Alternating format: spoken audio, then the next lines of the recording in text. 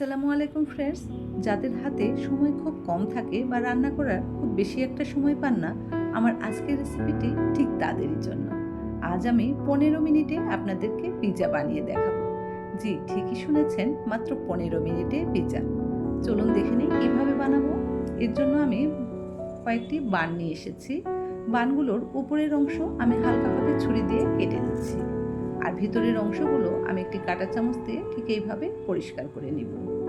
ব্রেডের ভিতরের এই অংশগুলো আপনারা কিন্তু ফেলে দিবেন না, এগুলো দিয়ে আপনারা পাকোড়া তৈরি করে নিতে পারবেন। আমি এইভাবে সবগুলো বানের ভিতরে পরিষ্কার করে নিলাম। এবার আমরা পিৎজার টপিক তৈরি করব। পিৎজার টপিক তৈরির জন্য আমি একটি চিকেন ব্রেস্ট আদা রসুন বাটা এবং লবণ দিয়ে সিদ্ধ করে নিচ্ছি। এবার চিকেন ব্রেস্টটিকে আমি ছোট ছোট টুকরো করে কেটে নিচ্ছি। চিকেনের সঙ্গে আমি আরও অ্যাড করব টমেটো কুচি, গাজর কুচি এবং ক্যাপসিকাম কুচি। আপনি এখানে পছন্দ মতো সবজি অ্যাড করতে পারেন। এরপর এর সঙ্গে দিয়ে দেবো গ্রেট করা চিজ। 4 টেবিল চামচ গ্রেট করা চিজ অ্যাড করে দিলাম এবং দিয়ে দেবো 2 টেবিল চামচ মেয়োনিজ। সবগুলো উপকরণ আমি ভালোভাবে মেখে নিয়ে লাস্টে দিয়ে দেবো সামান্য লবণ এবং গোলমরিচের গুঁড়ো। এগুলো দিয়ে আমি টপিকটি তৈরি করে রেখে দিচ্ছি। টপিকটি তৈরি হয়ে গেলে আমরা পিৎজা সাজানোর জন্য বানগুলোকে রেডি করব। এর জন্য একটি বেকিং ট্রেতে হালকা তেল ব্রাশ করে নিয়ে আমি বানগুলোকে সেট করে নিলাম। এবার বানের ভিতরে আমি 1 টেবিল চামচ করে বাটার দিয়ে বানের চারিদিকে মিশিয়ে নেব। বাটার দেওয়া হয়ে গেলে আমি এখানে অ্যাড করে দেবো 1 টেবিল চামচ করে টমেটো সস। আপনারা চাইলে এখানে পিৎজা সসও অ্যাড করতে পারেন। আমি টমেটো সস দিয়ে এই ব্রেডগুলোকে মেখে নিচ্ছি। এরপর সেই টপিকগুলো আমি দিয়ে দিব সবগুলো বানের ভিতরে। টপিক দেওয়ার সময় আমি হালকা কিছুটা জায়গা ফাঁকা রেখে দেব, কারণ এখানে আমি একটি করে ডিম ভেঙে দেব।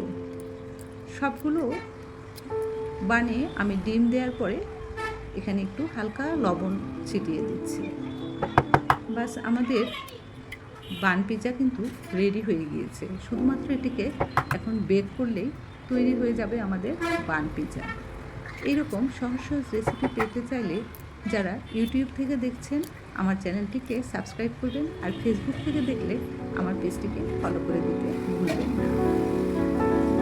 এইরকম একটি রেসিপি যদি আপনি তৈরি করে আপনার বাচ্চাদের খাওয়ান, তারা অনেক খুশি হয়ে যাবে, সঙ্গে আপনাকে কিন্তু অনেক দোয়া দিবে। শুধু বাচ্চা কেন, বড়রাও কিন্তু এটি খুব পছন্দ করে। এবার প্রিহিটেড ওভেনে 180 ডিগ্রি সেলসিয়াসে আমি এই বানগুলোকে 20 মিনিটের জন্য বেক করে নিলাম। বেক করে নিলেই তৈরি হয়ে গেল আমার বান পিৎজা। দেখছেন তো কত সুন্দর এবং কতটা ইউনিক হয়েছে এই পিৎজাটি। আপনি কিন্তু বাসায় গেস্ট আসলেও খুব অনায়াসে এই রেসিপিটি তৈরি করে তাদেরকে সারপ্রাইজ করে দিতে পারেন।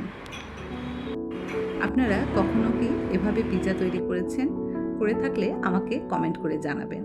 আর যদি তৈরি না করে থাকেন তাহলে অবশ্যই তৈরি করবেন এবং কেমন লাগলো আমাকে কমেন্ট করে জানাতে ভুলবেন না। আমি আপনাদেরকে একটি পিৎজা কেটে দেখাচ্ছি। সাউন্ড শুনে বুঝতে পারছেন কতটা ক্রিস্পি হয়েছে। ভালো থাকবেন, আমার জন্য দোয়া রাখবেন। আল্লাহ হাফেজ।